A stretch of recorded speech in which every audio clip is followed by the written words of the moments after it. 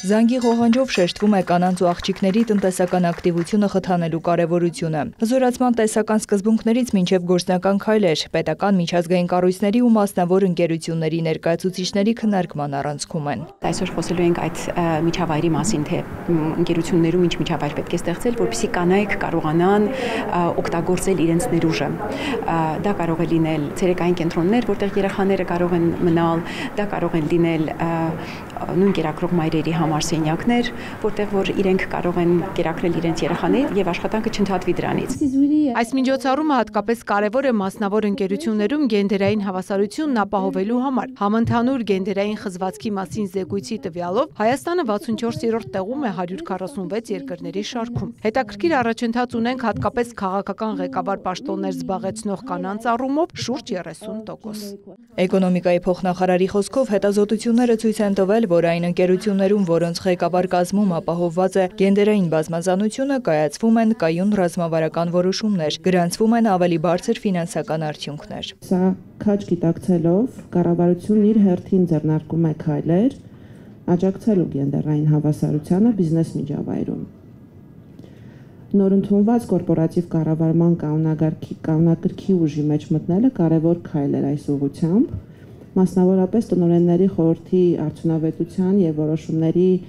օբյեկտիվության եւ հավասարակշռվածության ապահովման նպատակով կարևորվեց խորհրդի կազմի բազմազանությունը եւ կանոնագրքով հստակ սահմանվեց, որ ընկերությունների խորհուրդներում յուրաքանչյուր սեռի ներկայացուցիչների թիվը չպետք է պակաս լինի 30%-ից։ Կանանց հնարավորությունների հզորացումը մեր գործունեության շատ կարևոր ուղղություններից է։ Ավստրիական զարգացման գործակալությունը շարունակաբար դրան հետևում է, որպեսզի մենք ի վերջո հասնենք այդ կանանց հավասարության սկզբունքներին։ Մենք շարունակաբար տարբեր ծրագրերի միջոցով դա անում ենք։ Մենք ներկա պահին մենք ունենք երևի 2 ծրագիր, որոնք որ ուղղված են կանանց հնարավորությունների հզորացմանը։ Հայկ Եգանյանը իր ղեկավարած կառույցի օրինակով է նշում, պատասխանատու աշխատասեր կանայք շատ են։ Թիմը արդեն հասնում է գրեթե 100-ի եւ 60%-ը կանայք են, իսկ ղեկավար անձնակազմը 30%-ը։ Բայց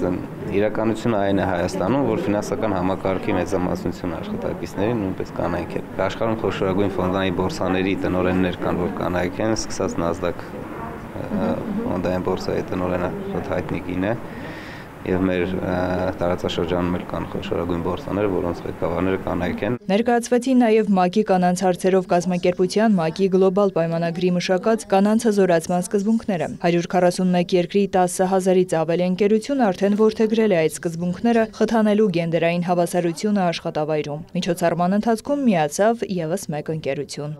Նարեկ Ոսկանյան, Էդգար Դավթյան, լուրեր։